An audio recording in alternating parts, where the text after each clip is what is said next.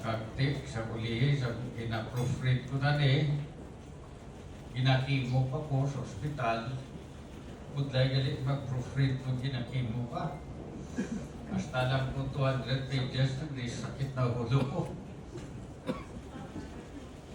Si Mama, si Rosalina lang nagtapos. It has been a while since I attended a public gathering such as this. And as someone who has spent almost 40 years in public service, I have to admit that being with people from all walks of life is what I miss the most now that I am retired. Hidlawgid ko sa inyo tanan, kag nalipay ako, ka makaupod kamo sa sining espesyal nga adlaw para sa akon.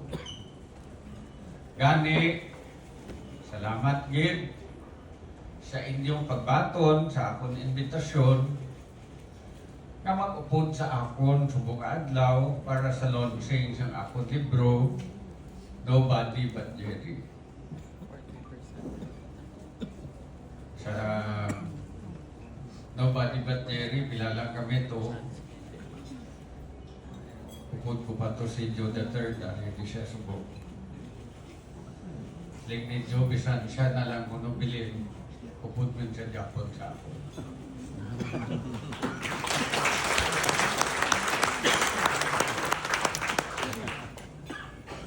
With my dedicated team, we put together this memoir covering 4 decades of my journey in the hope of sharing the life I chose to take and inspiring others to serve, to persevere, and to believe that every one of us can make a difference.